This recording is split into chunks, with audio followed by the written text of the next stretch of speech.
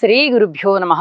శ్రీమాత్రే నమః. మా భక్తి టీవీని ప్రోత్సహిస్తున్నటువంటి మా ప్రేక్షకులందరికీ ధన్యవాదాలు తెలియజేస్తూ 15 జూన్ 2025 నుంచి 21 జూన్ 2025 వరకు గల కాలానికి రాశి ఫలితాలు తెలియచెప్పుకుందాము. ముందుగా గ్రహస్థితులు. మేషంలో శుక్రుడు, వృషభంలో రవి గారు, బుధ గురులు ఇద్దరు మిథున రాశిలో, కుజ కేతువులు ఇద్దరు సింహరాశిలో, చంద్రుడు మకర రాశిలో, రాహు కుంభరాశిలో, శనిగారు వచ్చేసి మీనరాశిలో.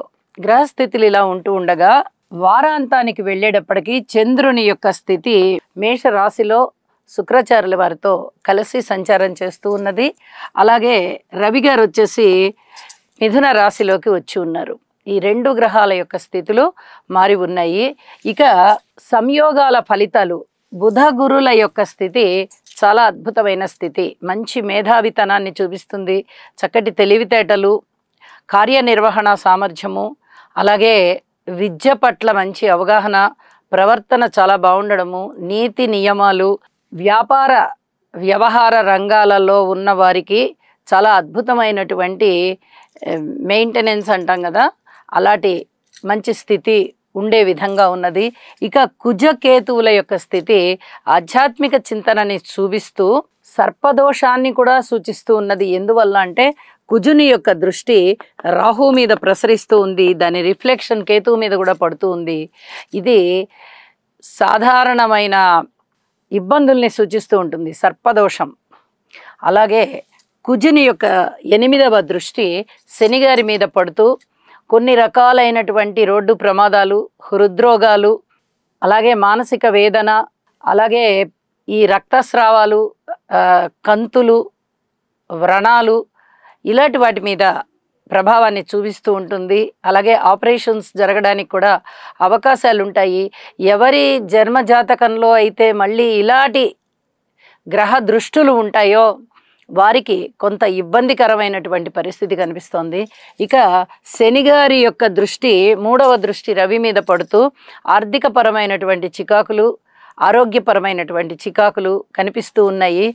అలాగే గురువు గారి యొక్క 9వ దృష్టి రాహు మీద పడుతూ పితృవర్గరీత్యా చిన్నపాటి ఇబ్బందుల్ని తొలగించే విధంగానూ ఉన్నది. అలాగే ఆధ్యాత్మిక చింతనలో కొంత వ్యతిరేక భావాలు వచ్చేటట్టుగా, నాస్తిక భావాలు వచ్చేటట్టుగా కూడా ఈ రాహు మీద దృష్టి అనేది గురువుగారికి ఫలితం చూపిస్తూ ఉన్నది. వీటన్నిటికీ కూడా కుజ, రాహు, కేతు, శని గ్రహాల యొక్క స్తోత్రపారాయణాలు చేసుకోవడం చాలా చాలా మంచిది. అలాగే ప్రయాణాల విషయంలో కానీ, ఆరోగ్య విషయంలో కానీ, దైవభక్తి విషయంలో కానీ జాగ్రత్తగా ఉండాలి అని చెప్పి సూచిస్తూ ఉన్నది. ఎక్కువగా ఆలోచించకుండా తక్కువగా ఆలోచిస్తూ పరిహారాల మీద దృష్టి పెట్టి భగవంతుని మీద ఆ స్తోత్రపారాయణాలు చేసుకోవడం మీద దృష్టి పెట్టండి, ఇంకా మిగతావన్నీ బాగుంటాయి అని చెప్పి తెలియజేస్తూ ఇప్పుడు మనము రాశి వివరాలలోకి వెళ్దాం. వృషభ రాశి వారికి ఈ వారం రోజుల కాలంలోనూ గ్రహస్థితులు 4 గ్రహాల యొక్క ఫలితాలు చాలా చాలా అద్భుతంగా ఉన్నాయి అని చెప్పి తెలియజెప్పడం జరుగుతోంది. ద్వితీయ స్థానంలో బుధ గురులు బాగున్నారు. లాభస్థానంలో శనిగారు, వ్యయస్థానంలో శుక్రాచార్యుల వారు చాలా చాలా బాగున్నారని చెప్పి తెలియచెప్పడం జరుగుతోంది. అయితే విలువైనటువంటి ఆభరణాలని సేకరించుకోగలుగుతారు, జాగ్రత్త చేసుకోగలుగుతారు, విలువైన డాక్యుమెంట్స్ని జాగ్రత్త చేసుకోగలుగుతారు. ఇలాంటి వాటన్నిటినీ మీరు ఎక్కడెక్కడో మర్చిపోయిన వాటిని జ్ఞప్తికి తెచ్చుకొని మళ్ళీ వాటిని సేకరించుకొని భద్రపరుచుకుంటారు. ఇది చాలా చెప్పదగినటువంటి సూచన. అలాగే ఊహించని విధంగా లాభాలు ఉంటాయి. ఇక్కడ ఒక్కటే గుర్తు అనమాట. వృషభ రాశి వారికి ఎంత బాగుంది అంటే ద్వితీయ స్థానంలో బుధ గురులు ఇద్దరు బాగున్నారు, లాభస్థానంలో శనిగారు బాగున్నారు. అంటే 2 పెద్ద గ్రహాలు గురువు గాని శనిగారు గాని ఇటు లాభస్థానంలోనూ అటు ద్వితీయ స్థానంలోనూ ఉన్నారంటే సంపదలు ఇవ్వడంలో ఇంకా వారి తర్వాతే ఎవరైనా, అంత అద్భుతమైనటువంటి గ్రహస్థితులు అనమాట.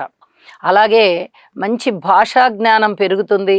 ఇక్కడ ఇంకొక ముఖ్యమైన విషయాన్ని కూడా తెలియజెప్పాలి. ఎవరికైనా చిన్న పిల్లలకి ఇప్పటి వరకు మాటలు రాకుండా వాళ్ళు అవస్థపడుతున్నారు.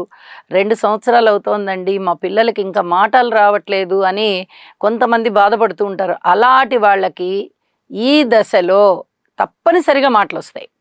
అంత బాగున్నాయన్నమాట గ్రహస్థితులు. బుధగురులు ఇద్దరూ బాగున్నారు. బుధుడు స్వస్థానంలో ఉన్నారు, గురువుతో కలిసి ఉన్నారు. అలాగే శనిగారు లాభంలో ఉన్నారు. అత్యద్భుతమైనటువంటి వాక్కు చాలా బాగుంటుంది. ఆత్మీయ ప్రసంగాలు ఇస్తారు చాలామంది. తర్వాత ఈ ఆధ్యాత్మిక ప్రసంగాలు ఇచ్చేవాళ్ళు కూడా చాలా అద్భుతమైనటువంటి టాపిక్స్ తెలియచెప్తారు. ప్రజలకి సంబంధించి చాలా మేలు కలిగేటటువంటి మంచి ఉపన్యాసాలు వస్తాయి వీళ్ళ దగ్గర నుంచి. అది కూడా చాలా అద్భుతమైనటువంటి స్థితి అని చెప్పి తెలియచెప్పడం జరుగుతోంది. అన్నదమ్ముల యొక్క సహాయ సహకారాలు కాస్త తక్కువగా కనిపిస్తున్నాయి. మాతృవర్గ రీత్యా కూడా కొంత కఠినమైనటువంటి కాలాన్ని ఇప్పుడు మీరు చూస్తున్నారు. వీలైనంత వరకు మాతృవర్గానికి సేవ చెయ్యండి, ఇది చెప్పదగ్గ సూచన.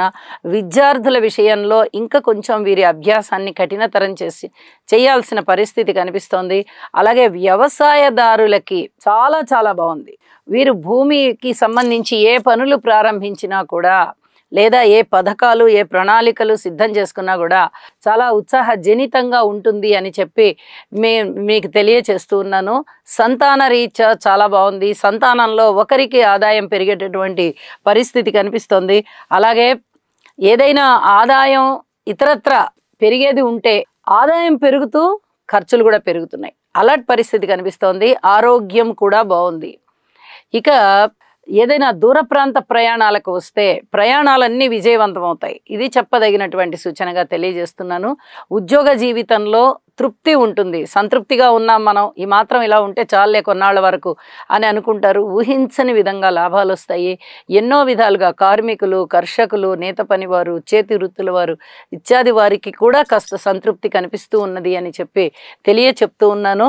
ఇక వారాంతానికి వెళ్ళేటప్పటికి చంద్రుని యొక్క స్థితి వ్యయస్థానంలోకి వచ్చింది.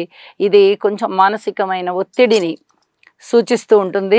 ద్వితీయ స్థానంలోకి రవి గారు వచ్చారు. ధనము ఎక్కువ ఖర్చు అయ్యేటటువంటి పరిస్థితి కనిపిస్తోంది. కాబట్టి ఇక్కడ జాగ్రత్తగా ఉండవలసిందిగా సూచన చేస్తున్నాను. కుజ, రాహు, శనిగారుల యొక్క స్తోత్ర పారాయణాలు తప్పనిసరిగా పఠించండి. ఆరోగ్యం రూపకంగా జాగ్రత్త వహించండి.